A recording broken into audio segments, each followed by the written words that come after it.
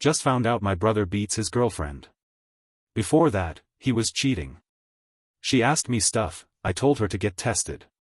He has her around girls he cheated with. Is it wrong that I told her? I've been in an abusive relationship. I told her. Hey, Emily, I said, leaning against the kitchen counter. You're here early. She smiled, her eyes flicking down for a second before meeting mine. Yeah, Ryan wanted me to help with dinner. Her sleeves were rolled up. That's when I noticed it, the faint purple mark near her elbow. What happened to your arm? I asked. Oh, this? She laughed softly, brushing her hair behind her ear. I bumped into the door last night. I nodded, pretending to believe her. But the way her voice wavered told me more than her words did. That must have hurt. It's nothing, she said quickly, tugging her sleeve down. I'm clumsy. Ryan's voice echoed from the living room. Where's my phone? She flinched. Just a tiny movement, but I saw it. On the couch, she called out, forcing a cheerful tone. When he walked in, his usual grin was plastered across his face. Hey, sis. You look serious. What did she do now? Nothing, I said. Just talking. Ryan laughed and wrapped an arm around Emily's shoulders. She tensed for half a second, then smiled again. You worry too much, Maya, he said, kissing the top of her head. Emily's fine. Right, babe? Yeah, she whispered. The word, yeah, shouldn't sound like a confession, but it did. Later, when Ryan went to take a call, Emily stayed behind in the kitchen. She washed the dishes even though the sink was empty. Her hands shook a little. Emily, I said quietly. You can tell me if something's wrong. She froze, then forced a laugh. You always overthink. Maybe, I said. But that bruise. Please, she interrupted, lowering her voice. Don't say anything to him. It's not what you think. My chest tightened. Then tell me what it is. She looked at me for a long moment. Her eyes were glassy, and for a heartbeat, I thought she'd say it. Then Ryan's footsteps echoed down the hallway, and she whispered, Please, Maya. I nodded. Okay. She smiled in relief, but it didn't reach her eyes. Ryan came back, phone in hand. You two gossiping about me? Emily forced a laugh. Always. He smirked. Better be the good kind. He left soon after, saying he had to meet the guys. Emily sat at the table, stirring her tea long after it went cold. Are you okay? I asked again. She hesitated. Ryan's just stressed. Work's been hard lately. I sighed. Stress doesn't make people hurt others. She looked down. He doesn't hurt me. The silence between us said otherwise. When she finally left, I sat alone in the dim kitchen, the hum of the refrigerator filling the space he used to fill with laughter. I thought about how everyone said Ryan had changed. He'd stopped drinking so much, stopped fighting, even started volunteering at Dad's shop. But people don't change overnight, they just learn to hide their darkness better. That night, I called Mom. Hey, I said, trying to sound casual. Has Ryan seemed off lately? She chuckled. He's fine, sweetheart. Why? I saw a bruise on Emily's arm. She said it was an accident, but... Oh, Maya. Her tone softened. Don't start this again. Ryan's finally doing well. Don't go looking for problems. I'm not looking for them, I said. They're right there. She's a sweet girl, but maybe she's sensitive. You know how people are. I clenched my fist. Mom, she flinched when he yelled. Maya, she sighed, families go through things. Don't meddle. The call ended with her promising to talk to him. I knew she wouldn't. She never did. The next morning, Emily came to my apartment with a box of muffins. Ryan's sorry about last night, she said. He thought you were mad at him. Mad? I laughed bitterly. I'm worried. She placed the box on the counter, her fingers trembling. He didn't mean to scare you. He just hates when people misunderstand him. Emily, I said, leaning closer, does he hit you? She froze. No. Then why are you scared of him? Her eyes darted toward the window as if someone might be listening. Because when he gets angry, he's not himself. Do you want to leave? I can't. Why not? She bit her lip. You wouldn't understand. I do, I said quietly. I've been there. She looked up, startled. You? I nodded. My ex. He used to start small, just yelling, slamming doors. Then one day, he didn't miss. Her eyes softened. I didn't know. I never told anyone, I said. Not even Ryan. She swallowed hard. I can't make him angry. Not again. He said if I ever tell anyone, he'll. She stopped herself, voice trembling. He'll what? I whispered. She shook her head. Forget it. I shouldn't have said anything. Before I could respond, her phone buzzed. She looked at the screen and went pale. It's him. Don't answer, I said. I have to, she whispered, stepping away. If I don't, he'll come here. I watched her leave, my heart pounding. I wanted to stop her, but fear rooted me to the floor. I'd lived that fear before, the kind that wraps around your throat until even silence hurts. That night, I couldn't sleep. Every sound outside felt like footsteps, every creak a reminder of how close violence hides behind love. At dawn, my phone buzzed. A message from Emily, he's mad again. I think I made him jealous. I typed back, are you safe? But there was no reply. An hour later, Ryan texted me, you're filling her head with crap. Stay out of it. My hands shook. She came to me, Ryan. She's fine, he wrote. Don't ruin things. I didn't answer. I sat by the window, watching the streetlights fade, and thought about the bruise I'd pretended not to see. I told myself it was just one mark, one bad day. But the truth? It was the beginning of something I already knew too well, something that never ends with just one bruise. When my reflection caught in the glass, I barely recognized myself. The same eyes that once turned away from my own pain were doing it again. And that realization cut deeper than any bruise ever could. I whispered to the empty room, not again. But even as I said it, I wasn't sure if I meant her, or me. Hey, Maya, Emily's voice came through the phone, shaky but light. Do you think Ryan ever gets angry, like, really angry? I paused mid-sip of coffee. Everyone gets angry. Yeah, but I mean, does he ever lose control? I stared at the window, the city lights blurring. Why are you asking? No reason, she said too quickly. He's just been distant. Snapping at small things. I keep thinking it's my fault. It's not your fault, I said softly. He's responsible for how he reacts. She went quiet for a moment. You sound like you've said that before. I have. I didn't explain further. Over the next few weeks, the calls became frequent. Random hours.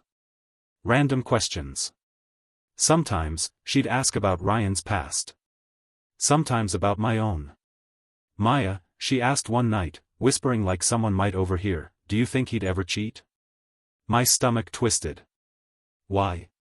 Did something happen? I just found perfume on his jacket. It's not mine. I swallowed. Emily, that doesn't always mean. I know, she interrupted. But it's not the first time. I didn't know what to say. My brother was many things, but faithful wasn't one of them. I thought of all the times he came home late, smelling like someone else's perfume, back when we lived together. I thought he'd changed. She whispered again, you think he'd do it again, don't you? I don't want to believe that, I said. But you deserve honesty. That night, I couldn't sleep. Her words looped in my head until morning. When I woke up, I saw her message, he came home at 3 a.m. There was lipstick on his shirt.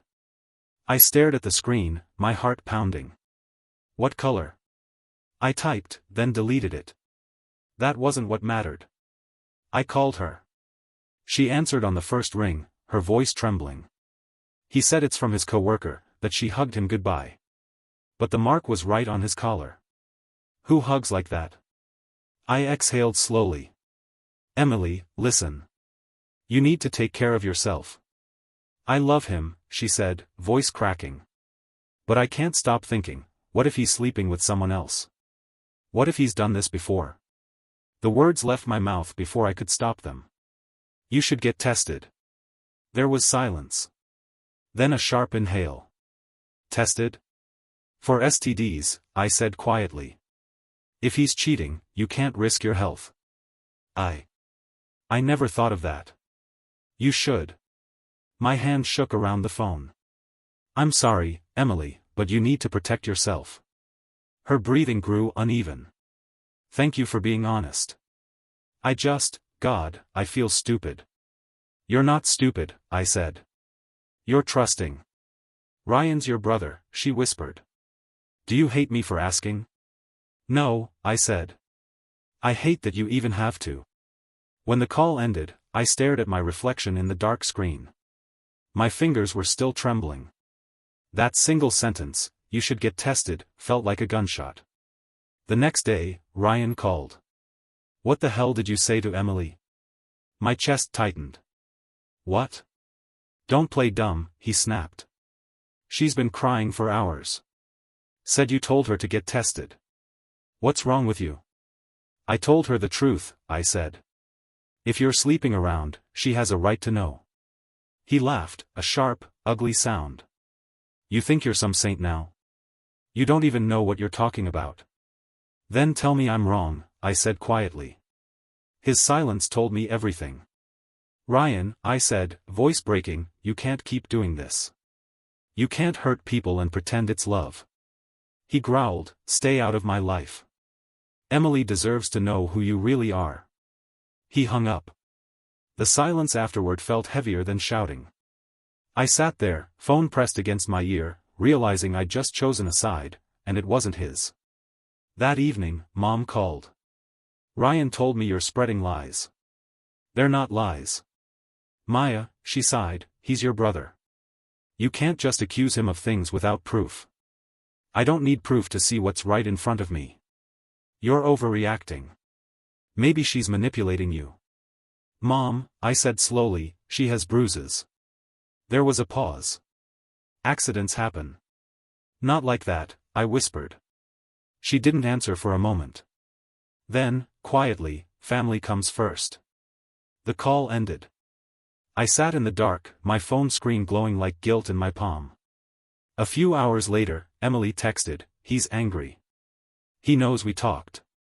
Are you safe? I replied. I think so. He threw his phone but didn't hit me. Leave for the night, I typed. Go to a friend's place. He took my keys. My pulse raced. Call the police. I can't. He said he'll ruin me if I do. I called her, but she didn't answer. I called again. Straight to voicemail. The hours that followed felt endless. Every noise outside made me jump. Every car that passed made me hope it was her arriving at my door. At 2:37 a.m., she finally called. I'm okay, she whispered. Where are you? In the bathroom. He's asleep. Emily, you can't stay there. I'll leave tomorrow, she said. He said he's sorry. He cried, Maya. He said he loves me. I shut my eyes. So did mine. What? Nothing, I said. Just, don't believe words that come with bruises. She started to cry. I don't want to lose him. Then you'll lose yourself, I whispered. The call ended with her sobbing softly, and I sat there, staring at the dark, wondering if telling the truth had done more harm than silence ever could. When dawn broke, I checked my phone again. One new message, from Ryan. You've made things worse. Don't contact her again. I didn't reply. I couldn't. For the first time, I felt the weight of every word I'd ever held back. Silence, I realized, doesn't protect anyone, it just delays the damage. I thought I was helping her. But maybe, just maybe, I'd set something dangerous in motion. And the worst part? I wasn't sure I regretted it. The banging on my door started before sunrise. Loud. Unsteady. Familiar in a way that made my stomach twist. "Open the damn door, Mia." Ryan's voice slurred through the wood. "I know you're in there." My heart leapt. I froze halfway between the couch and the kitchen. My hands were trembling before I even realized why. "Ryan?" I called, voice barely a whisper. "What are you doing here?" "Open it." I hesitated, staring at the knob. I shouldn't have opened it. But I did. He stumbled in, reeking of whiskey. His eyes were red, wild. "You told her, didn't you?" What are you talking about?" "Don't play dumb with me." He shoved the door shut behind him so hard the frame rattled. "You told Emily. You told her to get tested." My throat dried. "She called me crying, Ryan. What was I supposed to do?" "You were supposed to keep your mouth shut," he shouted. "You ruined everything." I stepped back, pressing my hands to my chest. "Ruined what? The lies? The bruises? The cheating?" He blinked. His jaw tightened. "You don't know what you're talking about." "I know exactly what I'm talking about," I said quietly. "She was terrified, Ryan." "Terrified of what? Of me?" He laughed, a sharp, broken sound.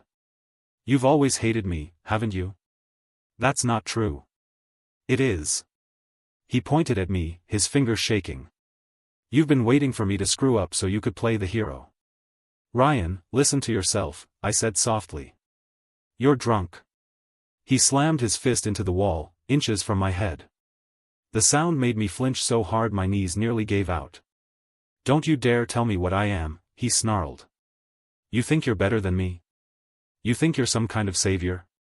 I couldn't breathe. My body went rigid. The hole in the wall, the smell of sweat, the heat of his breath, it all blurred. For a moment, I wasn't standing in my apartment anymore.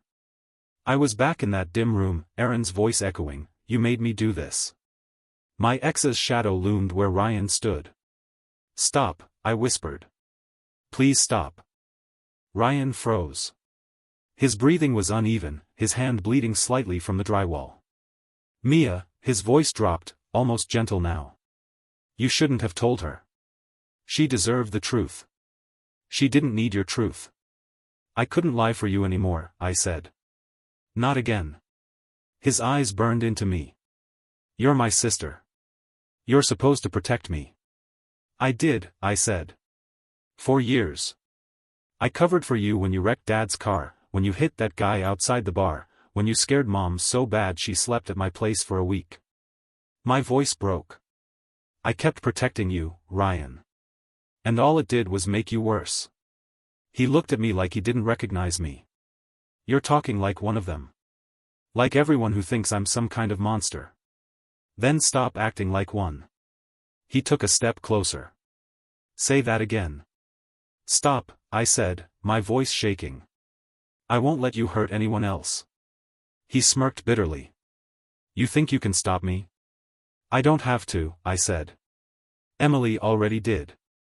Something in his expression cracked. He looked suddenly small, almost boyish, like the brother I used to protect. Then his face hardened again.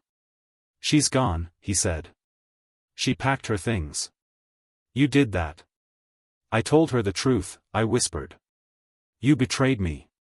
His voice shook now, not from anger, but something worse. "You chose her over me." "I chose what's right." He laughed again, but there was no humor in it. "You really think truth fixes things? It ruins them. It ruins people. It also saves them," I said quietly. "And she needed saving." He turned away, gripping his hair with both hands. "You don't understand. I didn't mean for things to go that far. She kept pushing. I lost control." "That's what Erin said," I murmured. His head snapped toward me. "What did you just say?" I swallowed hard. "You sound just like him." His face drained of color. Don't compare me to that piece of. Then stop making me remember him, I said sharply. Stop making me afraid. The silence that followed was deafening. Ryan looked at the wall, the dent his fist had left, then at his bleeding knuckles. You really think I'm like him? I think you're turning into him, I said. And it terrifies me. He stepped back slowly, eyes glossy. You're supposed to have my back, Mia. I did, I said, voice breaking. Until you started breaking everyone else. He looked like he might hit something again, but instead, he staggered toward the door. You'll regret this, he muttered. Family doesn't betray family. Family doesn't hide bruises either, I whispered. He stopped. For a heartbeat, he just stood there. Then he walked out without another word. The door slammed, and I crumpled to the floor. The hole in the wall stared back at me like an open wound. My chest felt hollow. For a long time, I just sat there, listening to the hum of the refrigerator, the faint drip from the sink, the echo of his voice. When I finally looked at my reflection in the dark window, I saw the same fear I'd buried years ago. The kind I thought I'd outgrown. But the truth was clear now, Ryan wasn't just angry. He was breaking. And maybe, in trying to save Emily, I just lost my brother for good. Mom called before I could even get out of bed. Her voice shook through the phone. Eric, what did you say to Emily? I rubbed my eyes. Good morning to you too. Don't play games, she snapped. Ryan's furious. He said you told Emily lies about him. They weren't lies, Mom. Then what were they? Private family matters? You don't expose your own blood. I sat up. He hit her, Mom. You think that's something I should keep quiet about? Don't say that, she yelled, and then her tone softened. Please, don't say things like that about your brother. I'm not saying things, I'm telling the truth. There was a long silence. I could hear her sniffle on the other end. Families don't air dirty laundry, Eric. You know how hard Ryan's worked. His job, his reputation, one rumor and it's all gone. I laughed bitterly. You're crying for his reputation, not for the girl he hurt? Emily's confused, she said quickly. She probably misunderstood. Ryan said they had an argument, that's all. I gripped my phone tighter. He left a bruise, Mom. He told me she bruises easily, she whispered, as if saying it quieter would make it truer. I couldn't breathe for a moment. My throat burned with every word. You sound just like me back then, I said quietly. When I told people Aaron was just having a bad day. Remember that? Her voice broke. That's not fair, Eric. No, it's not. None of this is. There was another pause. Then she said softly, come for dinner tonight. We'll talk. As a family. I didn't want to go. But I did. Because I always do. When I walked into the house, the air was thick. Mom was pacing the kitchen, hands shaking as she stirred a pot that didn't need stirring. Dad sat on the couch, staring at the TV. The volume was low, but the news anchor's voice filled the silence like background noise for guilt. Ryan was there too, leaning against the counter, smirking when he saw me. Look who finally showed up, he said. I ignored him. You wanted to talk, Mom? She nodded quickly. Yes, sit. Please. I stayed standing. Ryan chuckled. So, you told Emily I'm some kind of monster? You told her I'm lying, I shot back. Why don't we let Mom decide which one sounds more like you? Enough. Mom slammed a spoon down, her eyes glistening. You two are brothers. This fighting, it has to stop. Then tell him to stop hitting women, I said. Watch your mouth. Ryan's voice exploded, the same tone that used to make me shrink when we were kids. You think you're better than me, huh? Because your life's a mess and you want company? My jaw clenched. You sound just like Aaron. His smile disappeared. Don't you dare compare me to that piece of trash. You're worse, I said quietly. Mom gasped. Eric. Ryan took a step closer. You don't know what happened between me and Emily. She called me crying, I said. You tell me what part of that I misunderstood. He scoffed. She's dramatic. You know how girls are. She probably wanted attention. Something in me snapped. Attention? You left a mark on her arm. Mom covered her face with her hands. Please, stop. Both of you. Dad still didn't move. He just stared at the TV, like the noise on screen mattered more than the disaster in front of him. I turned to him. Dad, say something. He didn't even look at me.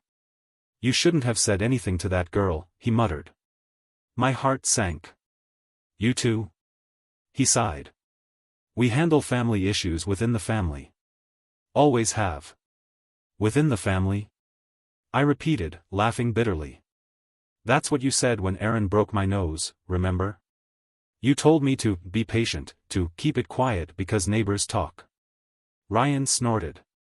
Still stuck in the past, huh? I turned to him, voice trembling but steady. You are my past, Ryan. Every time I tried to move on, I told myself at least my family wasn't broken. But now I see, you were just pretending to be the good son. Better than being a failure, he shot back. You couldn't keep a job, couldn't keep a man. Enough. Mom cried, stepping between us. Please, both of you. This isn't helping anyone. Ryan crossed his arms. I'm not apologizing for telling the truth. I stared at him. You wouldn't know truth if it screamed in your face. He smirked. Then maybe stop screaming. The silence that followed was thick and bitter. I could hear the hum of the fridge, the faint rustle of Mom's shaky breath. Ryan, go, Mom said finally. What? He looked stunned. Go home, she said again. Just go. He looked between us, eyes narrowing. You're choosing him? I'm not choosing anyone, she whispered. I just can't listen to this anymore. He grabbed his keys, muttering, you'll regret it, before slamming the door. The echo lingered. Mom sank into a chair. Her voice was barely a whisper. He's my son, Eric. What do you expect me to do? I'm your son too, I said softly. She didn't answer. I sat across from her. When I told you about Aaron, you said you'd never forgive yourself for not noticing sooner. Tears spilled down her face. I didn't think it would happen again. It didn't just happen, I said. It grew. Because we stayed silent every time something small felt wrong. She looked up at me. What am I supposed to do now? Believe her, I said. Even if it breaks your heart. For a long time, we just sat there, the only sound the TV still whispering about strangers' tragedies. Finally, Dad spoke. His eyes stayed on the screen. You shouldn't have told her to get tested, he murmured. That's not your place. I turned toward him, voice trembling. If I hadn't, would it have been yours? He didn't reply. Mom reached for my hand but stopped halfway, fingers curling into her lap. You know what people will say if this gets out, she whispered. Let them talk, I said. They already did when I left Aaron. But at least then, I could sleep knowing I wasn't protecting a liar. She wiped her tears, trying to steady her breathing. You don't understand, Eric. I just wanted peace. Peace built on silence isn't peace, I said. It's rot. Her eyes closed, a single tear sliding down. Maybe. But it's all I know. I stood, heart heavy. Then I guess that's the difference between us, Mom. She looked up. What difference? I'm done pretending, I said quietly. When I left, the air outside felt heavy, like even the sky was holding its breath. My phone buzzed, a message from an unknown number. I know what you did. You'll pay for this. Ryan's words. For the first time in years, I didn't feel afraid. Just tired. And ready to stop being silent. The rain started as a whisper, soft patters against my window. I was lying on the couch, phone in hand, scrolling through Emily's last message, he's angry. I'm scared. I can't stay here. A loud scream cut through the night, sharp and desperate. My heart stopped. Emily. I shouted, leaping to my feet. Another scream, more guttural, filled the air. I didn't think. Barefoot, I ran outside, rain soaking through my pajamas, pounding my toes against the wet pavement. My chest heaved, my lungs burning. I reached the porch and froze. Ryan had her by the wrist, twisting it so she cried out in pain. Her wet hair clung to her face, and her eyes were wide with terror. "Let her go!" I yelled, my voice breaking over the storm. Ryan's smirk cut through the rain. "Stay out of this, Maya," he said, his voice eerily calm. "Out of this?" I spat. "You're hurting her. Do you even hear yourself?" He didn't move. He just looked at me like I was some fly buzzing around his world. "You don't understand," he said. "I understand perfectly," I yelled. "I understand that you're a coward who thinks violence is power." Emily tried to pull her arm free, but his grip tightened. She screamed again, sharp and piercing. "Maya, help me. I am helping you," I shouted. "Let go of her, Ryan, or I call the police." He laughed, low and bitter. "You wouldn't dare. You're too scared of ruining everything." "I'm scared for her, not for you." Emily's tears mixed with the rain. "He's drunk. He's drunk," she cried. "I don't care if he's drunk," I shouted. "You let her go now. Do you hear me?" He hesitated, his smirk fading slightly, but only for a moment. "You always think you're better than me, don't you?" "You're right," I said, voice trembling. "I am. And I'm not going to let you hurt her anymore." He pulled back slightly, then leaned closer to Emily, whispering something I couldn't hear. She flinched violently. "You're done," I said through gritted teeth. "This stops now." "I'm not done," he snapped. His grip on her wrist tightened again. "Ryan!" I yelled, taking a step forward. "I'm calling the police." "You wouldn't dare," he said, teeth gritted, rain dripping from his hair like needles. I pulled out my phone, my hands shaking. 911. "I need the police at 22 Elm Street. There's a man assaulting a woman." He slammed my hand down. The phone slipped from my fingers, splashing in a puddle. "You can't call anyone," he growled. "You're all alone, Maya." "I'm not alone." Emily screamed. "Call the police. Please." I lunged for my phone again, dripping wet, and dialed 911. "Please, send help." Ryan shoved me back. I fell into the porch railing, pain exploding across my shoulder. I ignored it. I couldn't stop. The dispatcher's voice was calm but firm. "Ma'am, can you confirm your location?" 22 Elm Street. "Please hurry." I yelled, rain streaming into my eyes. Emily struggled against him again. "Maya, hurry," she cried. Ryan turned toward me, rage flashing. "If the police come, it's all your fault. It's your fault," I shouted. "This is your mess." For a moment, he hesitated. Then he yanked Emily inside, dragging her across the porch. I followed, shouting for them to stop. The door slammed. I banged on it. "Open up. Let her go. Police are coming." He peeked through the curtain, a sneer on his face. "She's staying here. Not your problem anymore." Emily banged from the inside. "Maya. Please." I could hear her crying through the door, muffled but desperate. "I'm coming," I shouted, pounding harder. The rain soaked me to the bone, but I didn't notice. I didn't care about the cold, the wet, or my aching muscles. All I could think about was her safety. The sirens came first as distant wails, growing louder with every second. Ryan's face went pale. He muttered something I didn't catch and bolted for the side door. Emily ran to me the second he was distracted. She was shivering, drenched, shaking. "Maya," she whispered, her teeth chattering, he's gone. Please, please don't let him back in." I wrapped my arms around her, holding her tight. It's okay. He won't hurt you anymore. The police are here." Ryan slammed through the side gate just as the first patrol car lights painted the wet yard in red and blue. He ran, yelling, but officers were already jumping out. "Freeze," one shouted. Ryan froze mid-step. Then bolted. Another officer tackled him to the ground.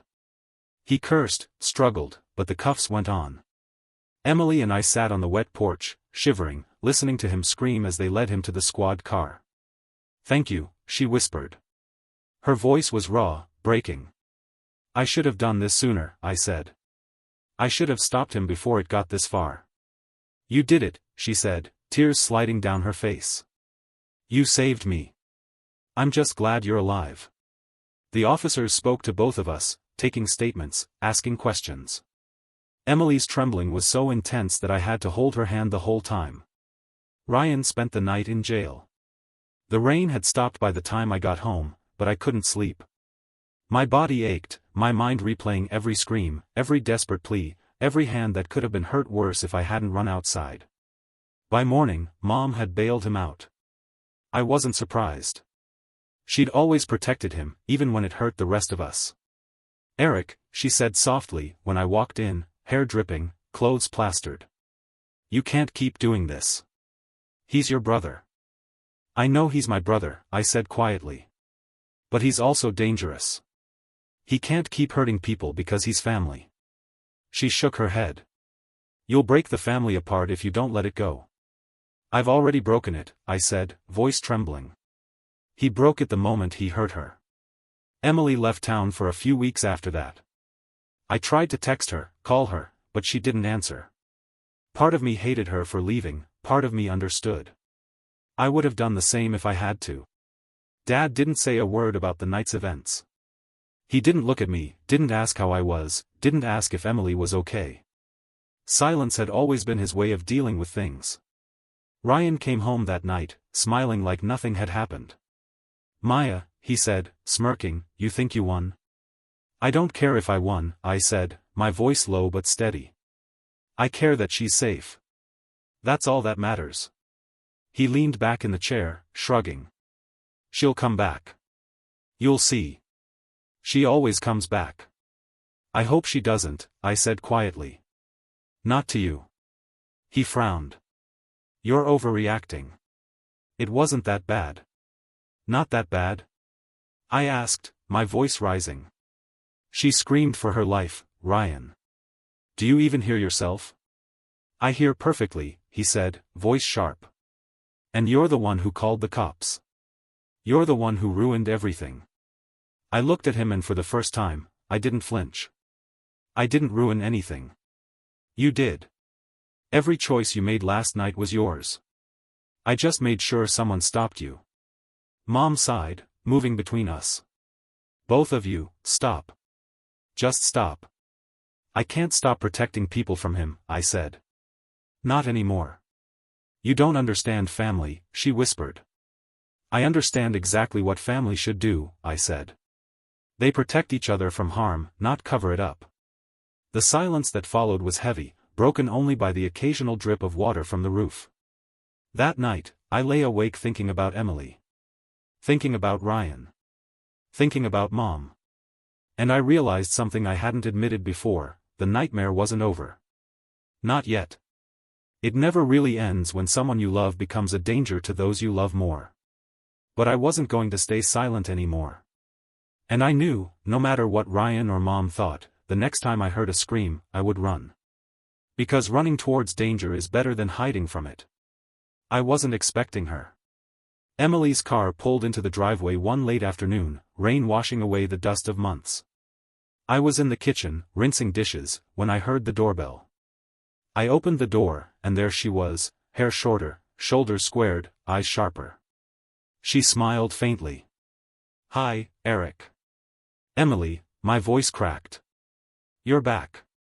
She nodded. "For a while. I needed to finish things." I stepped aside. "Come in."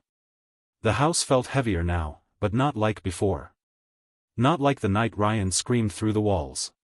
Emily set her bag down and looked around. "It hasn't changed much." I laughed bitterly. "Some things never do." How have you been? Better, she said, brushing a strand of hair behind her ear. Much better. Thanks to you, actually. I blinked. Me? I didn't do anything but tell the truth. You did more than you think, she said softly. You didn't just tell the truth, you believed me. You didn't make excuses for him like everyone else. I swallowed. He's my brother. I wanted to believe he could change. He can, she said, but only if he faces what he did. That's why I'm pressing charges this time. No more excuses. I nodded slowly. I'll support you. Her eyes softened. I was scared when I left. I didn't know if you'd still be on my side. I always will be, I said. I'm done staying silent. If he hurts anyone again, I won't hesitate. I can't. Emily's smile was faint but real. I can see that now. You've changed, Eric. I chuckled dryly. Maybe I just finally got tired of fearing him. You've survived worse, she said. And you've grown stronger. I flinched, remembering nights I didn't think I'd survive, Aaron's voice, Ryan's fists, Mom turning a blind eye. I had to, I whispered. I had no choice but to survive. Emily reached out and touched my hand. You deserved peace all along. For a moment, I let myself believe it. Ryan came home later that evening, oblivious that Emily had returned. I heard the door slam and his voice echo through the hall. Maya. Where is she? I stood my ground. She's not here. Don't lie to me, he yelled. I know she came back. You called her, didn't you? She called me. And you should know, this time, I'm not afraid. His eyes narrowed. What did she tell you? Enough, I said. Enough to know you need to face consequences. You're not untouchable. He laughed bitterly. You think you can scare me? I don't need to scare you, I said. The law will do that for me. His smirk faltered slightly. You're bluffing. I shook my head. Try me. He glared, fists clenching. You think you're better than me? I think I'm done letting you control fear in my life, I said firmly. That's enough. He stepped closer. You don't understand. Family protects family. I do understand, I interrupted. And this isn't protection. This is enabling. Do you hear me, Ryan? Enabling. Emily's voice came from behind him. He's telling the truth. Ryan whipped around. Her expression was steady, determined. You can't control this anymore, she said. I'm pressing charges. You'll answer for what you did. His eyes widened slightly, a flicker of panic. Then he sneered. You'll regret this, both of you. I don't care, I said. We've already survived worse. You're not in charge anymore. Emily stepped beside me. This time, justice will be served. Ryan's arrogance cracked, just a little. His jaw tightened, eyes darting between us. You think this is the end? It's the beginning, I said softly, but firmly. He stormed out, slamming the door so hard the house shook. I didn't move. I just let him go. Emily sat on the couch, exhausted but calm. I was nervous coming back, she admitted. I didn't know if you'd still trust me, or if he'd try something while I was here. You're safe, I said. I won't let him hurt you again. Not now, not ever. Thank you, she whispered. For believing me. For standing up for me when no one else did.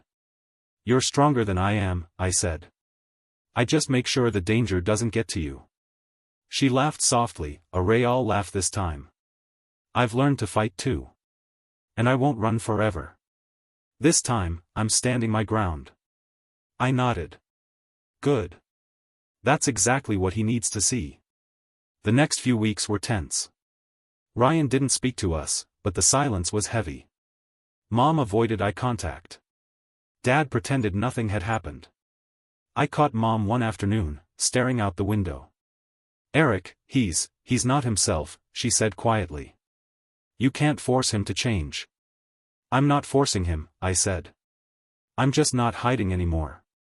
That's the difference. I'm afraid of what he'll do, she admitted. Then don't stay silent, I said. Stop covering for him. That's what makes people unsafe. That's what makes people scared. Mom looked down. I don't know how to do that. You start by believing the victims, I said. Not the abuser. That's all it takes. A few nights later, Ryan came to the house. He was calm this time, but there was a tension in his stance. Maya, he said, voice low. You think this changes everything? Yes, I said. It does. Not for him, not for you. For me. He took a step closer. You've changed. You're not afraid of me anymore. No, I said. I'm not.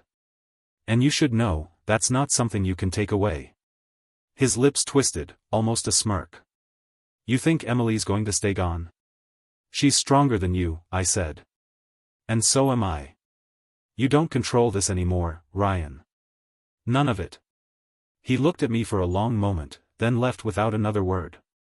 Emily returned to town permanently after filing her report. She and I met at the park, just to talk, just to breathe in the freedom of having survived. I can't thank you enough, she said again. You believed me when no one else would. You don't need to thank me, I said. Just promise me one thing. Don't let fear dictate your life anymore. I won't, she said firmly. And neither should you. I nodded. I've learned something important these past months, I said quietly. Fear is a chain. And the only way to break it is to face the storm head-on. She smiled, sunlight catching in her hair.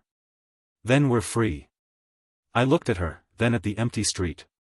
Ryan's shadow would always linger in memory, but it didn't have power over me anymore. I wasn't scared. Not of him. Not of what he could do. Maybe I'd survived worse. Maybe I finally understood what peace felt like. For the first time in a long time, I believed I deserved it. And maybe, that was enough. The courthouse smelled like stale coffee and nervous energy. I gripped the edge of the pew, heart pounding, trying to steady my hands. Ryan was already there, smirking at nothing in particular, like the world owed him something. I couldn't look away. Every glance at him was a punch to the gut. The same smirk. The same arrogance. It was like Aaron had been resurrected in a different body. Emily sat beside me, shoulders straight, but her hands trembled slightly in her lap. I could see it in the way she tapped her fingers against her knee, a nervous rhythm. The judge called the case. I felt my stomach twist. All rise. Ryan stood, trying to act composed, but the subtle twitch of his jaw betrayed him. Sit down, Emily whispered to me. It's okay. I swallowed hard and sank back into the pew. It's okay. I whispered back. I've been terrified of him for months, and now I'm supposed to feel calm. You've survived worse, she said softly. Just watch me. You'll see how brave you can be. Her voice was steady. Her faith in me was stronger than anything I'd felt in years. Ryan's lawyer started first, rambling about character references, miscommunication, a misunderstanding. I clenched my fists. Every word made my blood boil. Objection. Emily's lawyer's voice was strong, cutting through the courtroom. This case is not about character references. This is about documented abuse and assault. Facts matter more than opinions. Ryan's smirk faltered slightly. He leaned over to whisper to his lawyer. I could almost hear him muttering, I didn't do anything that's serious. I wanted to shout, you didn't do anything that's serious? You held her wrist so tight she screamed. You terrified her. But I stayed silent. I let Emily do the speaking this time. When it was her turn to testify, she stood. Her hands were shaking, but her eyes were fierce. I was scared, she began, voice trembling. I didn't think anyone would believe me. I tried to leave, I tried to protect myself, but her voice broke. He didn't care. He hurt me. I wanted to reach out, to hold her hand, but I stayed frozen.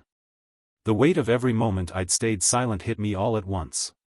Every time I hadn't spoken, every time I'd ignored my own instincts, it was like a mirror reflecting shame right back at me. Ryan leaned back in his chair, arms crossed, looking unconcerned. But his eyes darted nervously toward Emily. "You see," I muttered under my breath, "the excuses never change." Emily continued. "I called the police. I got help. I'm pressing charges. I'm not doing this for revenge. I'm doing this for myself. So that he can't hurt anyone else." Her courage stunned me. I felt a lump in my throat and couldn't stop the tears from forming. I cried quietly, hoping no one would notice, ashamed of every time I had let fear dictate my silence. Ryan's lawyer tried to interrupt. "Objection. She's embellishing. There's no proof." The judge shook her head. "Sustained. She may continue." Emily took a shaky breath. The bruises weren't just on my body.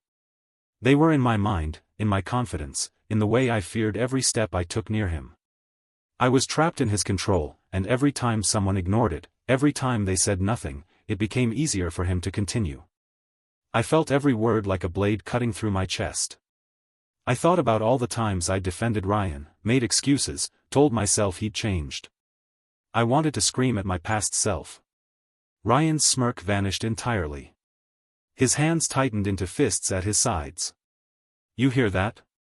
I whispered to myself. "She's not afraid anymore." Emily looked at me for a brief moment, and our eyes met. I nodded. "It's okay. You're okay." She continued, voice steadier now. "I'm here because no one else protected me, but I protect myself. And this ends with accountability. That's the only justice I need." I felt my chest swell with pride and relief. She was saying aloud what I had wanted to for so long, what I had been too scared to say. Ryan finally spoke, his voice low, trying to sound calm. "I didn't mean for it to happen that way. I didn't. I never." Emily cut him off, eyes blazing. "You mean to hurt me? Don't lie. You know exactly what you did." His face twitched, but he stayed silent after that. I watched him, and for the first time, I didn't feel fear. I felt clarity. He was just a man now, not some invincible figure from my nightmares. The lawyer asked him a few more questions, but every answer felt like a flinch, a crack in his arrogance. "I can't believe you stayed with him," one witness said quietly. "I wouldn't have survived." "I did," Emily replied firmly. "And now, I'm surviving better than ever. And I'm not letting anyone stop me from that." When the verdict came, Ryan was convicted. The courtroom erupted, but I stayed quiet, letting Emily take in the moment. Relief and vindication washed over her face. "You did it," I whispered. "We did it," she said. "We survived." The irony hit me. We were the survivors, yet the scars, emotional, physical, invisible, would linger. I thought about my own past, Aaron, the times I'd stayed silent. The guilt and shame were heavy, but I finally understood something important: acknowledging fear is not weakness. Acting despite it is strength. Ryan was taken away, shouting and cursing, but it felt empty. His threats didn't reach us anymore.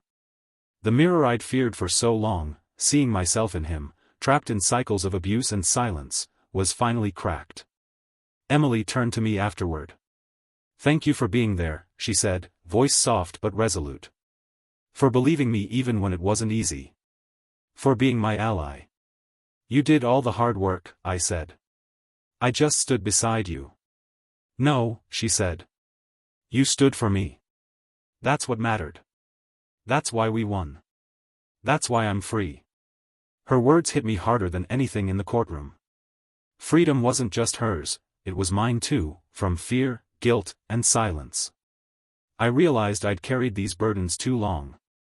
Watching Emily speak, watch herself reclaim her life, I felt the weight lifting. "You've grown stronger," I said, finally, aloud. She smiled, a quiet, victorious smile. "So have you. We both have." I nodded. I wish I'd been that brave before. I wish I hadn't stayed silent when it mattered most. "You're brave now," she said. "And that's what counts." The past can't hurt us anymore. I let the tears fall openly this time, feeling a release I hadn't felt in years. I cried for fear, for guilt, for the silence I had held onto for so long. But I also cried for survival, for justice, for courage. Emily reached out and took my hand. "We survived him," she said. "We survived everything." I nodded again, squeezing her hand. "And now, we live. Not just survive." The courthouse doors opened, sunlight flooding in, and for the first time, I felt the storm inside me clear just a little. I could see myself reflected not in fear or shame, but in resilience. Ryan's shadow would always linger in memory, but it no longer controlled me. The mirror that haunted me had shattered, and in its pieces, I found strength. I left the courtroom with Emily beside me, head held high, knowing that the bravery I hadn't had before was finally mine. And that was enough. The house was quieter than ever. I walked into the kitchen and saw Mom sitting at the table, arms crossed, staring out the window. She didn't look at me. "I didn't expect you to come home today," she said finally, voice flat. I leaned against the doorway. "I didn't expect to need your permission." She didn't answer. Just stared at the rain sliding down the glass. "I told you the truth," I said. "Emily's safe. That's what matters." "You destroyed the family," she said, voice rising. "You didn't think about anyone else, just her." I laughed bitterly. "Family? Mom, when did staying silent for abusers become family?" She looked at me then, eyes hard. "He's your brother. How could you? How could I what?" I cut in, my voice shaking with anger. "Stop him from hurting someone? Tell the truth? Make sure she survives?" Mom's face hardened. "You don't understand the consequences. People talk. Family looks broken now because of you." I shook my head. "No. The family was broken long before this.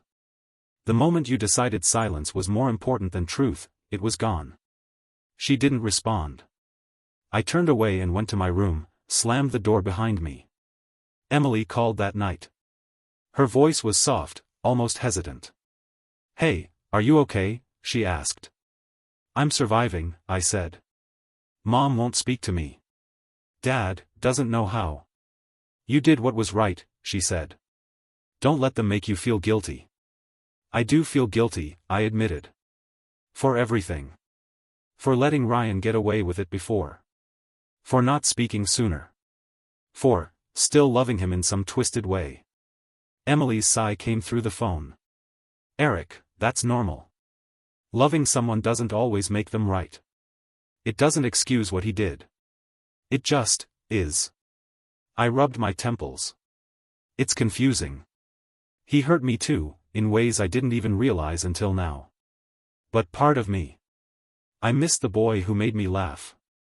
I hate myself for that." "Stop hating yourself," she said firmly. "That boy is gone. The man he became is not yours to love." "I know," I whispered. "I just need time to separate them in my mind." Emily paused. "Take all the time you need. You survived this.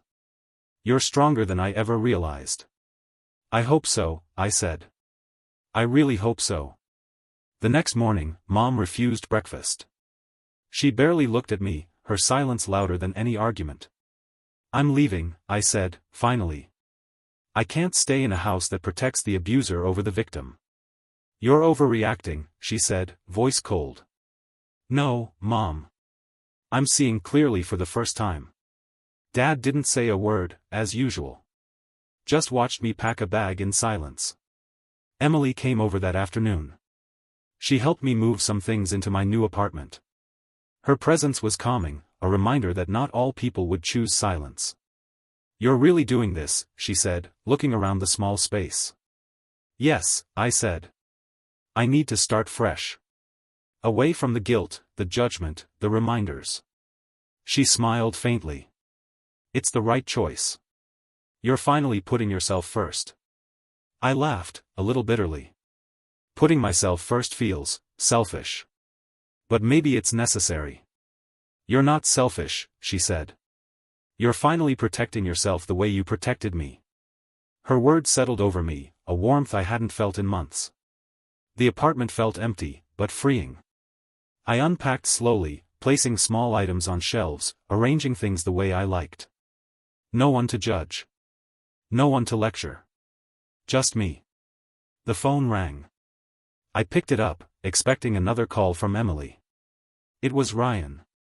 "Eric," he said, voice low, almost fake calm. "You think this ends with the trial?" I froze. My stomach twisted. "What do you want, Ryan?" "Just to talk. To understand why you betrayed me." I laughed bitterly. "Betrayed you? You betrayed every person you ever claimed to care about. You destroyed trust. You hurt people, physically and mentally. You're lucky I only told the truth instead of tearing you apart for good." There was a pause. Then his voice, quieter now. You don't even realize how much damage this caused our family." "Actually, I do," I said. "You caused it. Mom, Dad, they just hid behind silence to protect you. They weren't family. They were cowards." He hissed through the phone. "You'll regret this." "Regret?" I repeated. "I think I'm finally free of fear. That's what I have now. You're not my problem anymore. You're not my family. I've survived worse. And I'm done listening to your lies." There was silence. I hung up. A week later, Emily and I went to a coffee shop. We laughed quietly over small things, the kind of normal conversation I hadn't had in years. "You're finally smiling," she said, nudging me. "I am," I admitted. "But it feels strange. Like I'm betraying the memory of what he used to be. That part of Ryan still lives in me, in my mind. And it hurts." "Of course it does," Emily said. "But the man he is now, that's who you're done with. That's the part you need to let go." I nodded. "It's hard. Loving someone who's also hurt you, it's like carrying two people inside your heart. One you miss, one you fear. You'll separate them eventually," she said. "You just survived a storm. Give yourself time to heal. You've earned it." "I hope so," I whispered. Mom never apologized. Dad never asked how I was. But I realized I didn't need their validation. I had Emily. I had truth. I had my own conscience. That was enough. I stopped pretending I could reconcile with the family who chose silence over justice. It hurt, but the weight lifted slightly when I acknowledged the truth: blood didn't make family. Actions did. Choices did. I called Emily that night. "Do you want to come over?" "Of course," she said. We sat on the couch, feet tucked under us, talking about everything and nothing. For the first time, the house felt like a home, not a battlefield. "Do you ever miss the old days?" she asked. "Sometimes," I admitted. "The days before fear and abuse, before betrayal. But I don't miss the people who made me afraid. Not anymore." Emily reached out and held my hand. "Then let's build new memories. Ones where we're safe, ones where we choose who matters in our lives." "I'd like that," I said, squeezing her hand. The night fell, soft and quiet. I thought about Ryan, how he had once made me laugh, made me feel safe, made me believe in him. But that boy was gone, and the man who replaced him wasn't mine to save. I hated that I still loved him, a twisted, broken love I couldn't control. But I knew something else now: survival didn't mean forgetting love, it meant prioritizing life. I finally understood that peace came not from forgetting, but from seeing clearly. Mom might never forgive me. Dad might never speak. But I could forgive myself. And that mattered more than any family loyalty ever had. The rain fell outside, washing away remnants of the past. I sat with Emily, sipping coffee, listening to her laughter. It was fragile, tentative, but real. "You've grown," she said softly. "So have you," I replied. We smiled at each other, two survivors in a world that had tried to break us. For the first time, I felt it, a quiet, steady pulse of something I hadn't felt in years. Freedom. Strength. Peace. And even if part of me still remembered the boy I once loved, it didn't control me anymore. I was in charge of my life now. Blood wasn't family. Actions were. And I was finally choosing the people who deserved my trust. I sat on the edge of the couch, notebook open, pen in hand, staring at a blank page. Dr. Layla had told me to write letters. To people who hurt me. But not send them. "This is for you, Eric," she said gently. "Release the weight." I stared at the paper. My hand shook. Where do I even start? I muttered to myself. "Start with the first person who comes to mind," I whispered. "Ryan." I wrote his name at the top, then froze. The memories were sharp, a knife pressed to my chest. My hand moved slowly, awkwardly. "Ryan," I wrote, "you broke her. You broke me. You destroyed the trust one had in you. I'm done carrying your sins. I'm done hiding in fear. I'm done loving a ghost of the boy you once were." I paused. My chest ached, but I kept writing. "You made me afraid of my own family, afraid of my own home. You made me question my judgment, my instincts, my courage. But I survived. I survived you. And now, I live for me." I laid the pen down and took a shaky breath. The letter was only half my anger. Half my grief. I flipped to a new page. "Aaron. My ex. Aaron," I wrote, "you taught me lessons I wish I hadn't had to learn. You showed me fear in ways I didn't understand at the time. I blamed myself for years, thinking I wasn't enough, thinking I deserved your anger. I don't anymore. I forgive myself for trusting you. I forgive myself for being scared. I forgive myself for staying silent. You don't get to live in me anymore." The pen scratched across the page like a heartbeat. Fast, jagged. I didn't stop until the page was filled with rage, sorrow, and clarity. Then I wrote to my younger self. "Dear me," I began, "you were scared, confused, and full of hope. You believed in the people around you, even when they didn't deserve it. You stayed silent too long, but you also survived. You are stronger than you know. You will learn to forgive yourself, and you will learn that family isn't just blood. It's those who protect you, who see your pain, and who stay when it matters. You will find peace, even if it's not today. You will find yourself." I paused, pen hovering. The words felt heavier than any of the others. I could feel my chest tighten, the old guilt surfacing, but I wrote anyway. Dr. Layla had said I could read them aloud if I wanted, but I couldn't. Not yet. Not in the presence of anyone else. I stacked the letters on the table. My hands shook as I picked up a lighter. The flame flickered.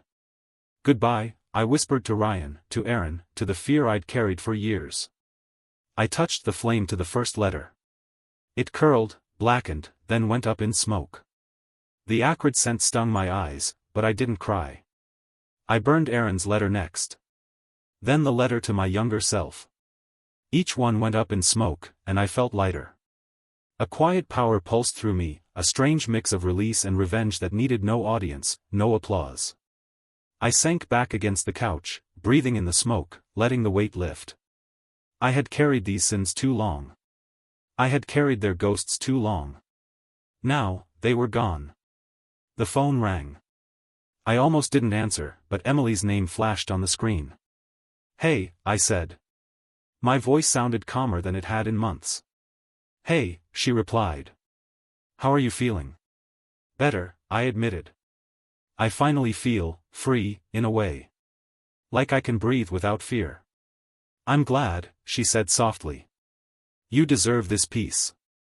"I don't know if it's peace exactly," I said. "It's more like strength. I'm not afraid of ghosts anymore. Not Aaron, not Ryan, not anyone who tried to control me. I'm finally me." "Good," she said. "That's all that matters." We talked for a while, small things, mundane things, but every word felt grounding. I realized I didn't need validation from my family or from anyone who had stayed silent. I had validation from myself. After we hung up, I lit a candle and watched it flicker. I thought about Mom, about Dad. They might never understand. They might never forgive. But I didn't need them to. I had survived. I had chosen the people who deserved my trust. I had chosen me. I wrote in my journal again, smaller notes this time, reflections on gratitude, hope, and plans. For the first time in a long while, I wrote without fear or anger. Today, I scribbled, I reclaim my life. I reclaim my mind. I reclaim my body and my heart. I am no longer haunted. I am no longer small. I am free. I smiled faintly, a fragile, quiet smile. Emily's words echoed in my head. You will find peace, even if it's not today. You will find yourself. The letters, now ashes in the candle holder, felt like a weight lifted off my shoulders. They were private, unseen by anyone, but they carried more power than any confrontation ever could. I realized something important: revenge didn't always have to be loud or visible. Sometimes, it was quiet. Sometimes, it was the act of reclaiming yourself from the people who tried to control you, from the fear they planted in your heart. Sometimes, it was as simple as writing words, feeling them, and letting them burn. I poured a cup of tea and sat by the window, watching the city lights flicker. The night was quiet. The chaos that had ruled my life for years felt distant, like a storm that had passed. I didn't feel relief exactly. I felt something stronger. I felt ownership of my life again. The phone buzzed. A message from Emily: want to meet tomorrow? Coffee? I typed back quickly, yes. I want that. I put my journal down and leaned back. I didn't cry. I didn't scream. I just breathed. I felt the air fill my lungs and stay there, steady and calm. I was still me, but a stronger, sharper, more whole version. The letters I had never sent, and would never send, had done their job. They had taken the weight, the fear, and the twisted love I still carried. They had returned it to me as clarity, strength, and quiet justice. I didn't need anyone to see it. I didn't need validation. The act itself was enough. And for the first time in a long time, I truly believed it: I could survive anything. I could forgive myself. I could finally be free. I set my pen down, took one last look at the ashes, and whispered to no one, I am done carrying you. No one answered. No one needed to. The quiet room, the fading smoke, the soft city lights outside, the world was mine again. And I had never felt more alive. Emily knocked softly on my apartment door. Hey, she said, stepping inside with a bright smile that made the room feel warmer than it had in years. Hey, I replied, a small smile tugging at my lips. It's good to see you. You too, she said, dropping her bag on the couch. It's been too long. I nodded. Yeah. Too long. We sat across from each other, sipping tea. The conversation started small: what we'd been doing, work, books, but soon it shifted. Do you ever feel lighter? Emily asked. After everything? I thought about it. About the letters I'd burned, about the walls I'd rebuilt in my mind. Yes, I said slowly. But it's not just lightness. It's choosing every day not to carry their weight anymore. It's remembering that surviving isn't just living, it's choosing peace every day. Emily nodded, eyes shining. I get that. I've felt it too. It's strange, freedom isn't a moment. It's a decision, repeated every day. I smiled faintly. Exactly. And speaking up, not protecting abusers, that's part of it. It's scary, but necessary. She leaned back, thoughtful. I never realized how much silence can protect the wrong people. I used to think staying quiet kept me safe. Now I see it just hides the truth. I used to do the same, I admitted. I stayed silent for Ryan. For Aaron. For Mom, for Dad. I thought loyalty meant protecting people, even when they were wrong. But I see now that loyalty has to mean protecting yourself and others first. Emily reached across the table, touching my hand gently. I'm proud of you, you know. For telling the truth, for surviving, for not letting them win. I looked down at our hands. I'm proud of you too. For facing him, for leaving, for standing tall when it mattered. A pause hung in the air, but it was comfortable, like we were sharing unspoken understanding. I've been thinking, I said finally, about posting something online. Something small, just a message. About speaking up, about not staying silent. Not naming names, just letting people know it's okay to choose themselves. Emily's eyes lit up. Do it. You should. You're brave, and people need to hear this. Your voice matters. I nodded, pulling out my phone. My fingers hovered over the keyboard. It's strange, I thought, how words can be both healing and dangerous. But this time, I'm not scared. I typed, surviving isn't just living. It's choosing peace every day. Speak up. Don't protect abusers. Protect yourself first. I read it over twice, then posted it. No names. No accusations. Just truth. It felt powerful. Freeing. Emily leaned back, smiling. See?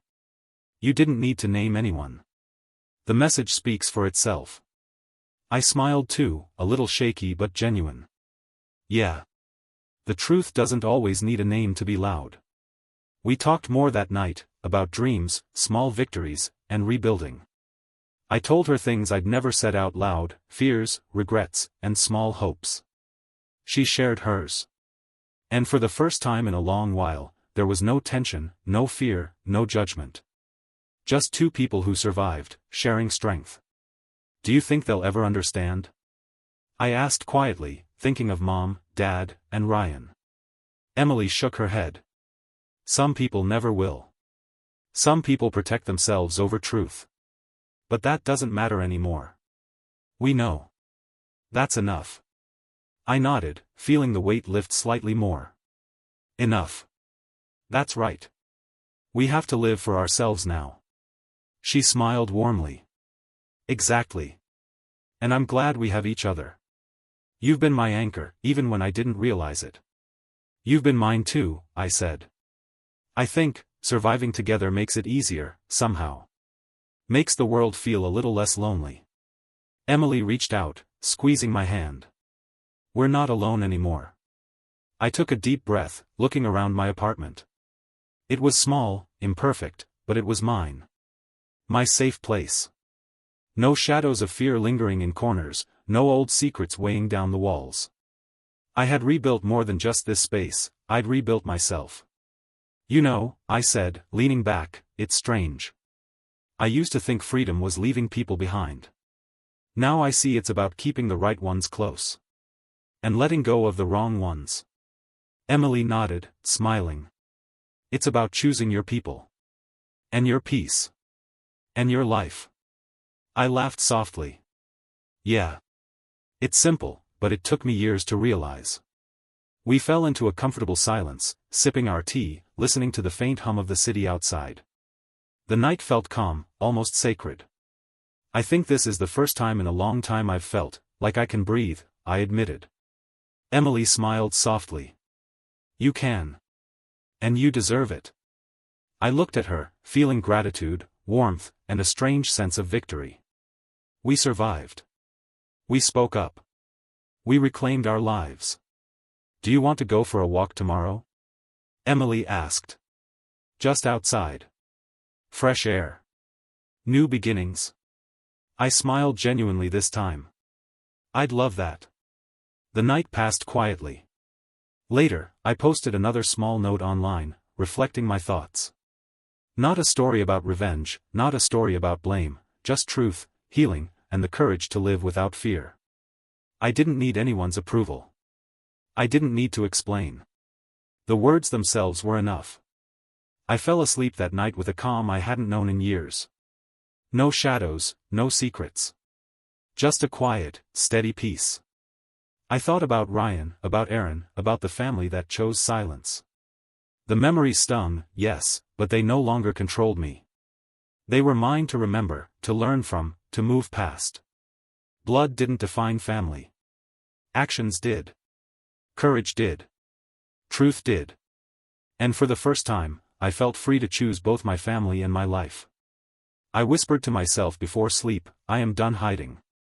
I am done fearing. I am choosing peace. And for the first time, it felt real.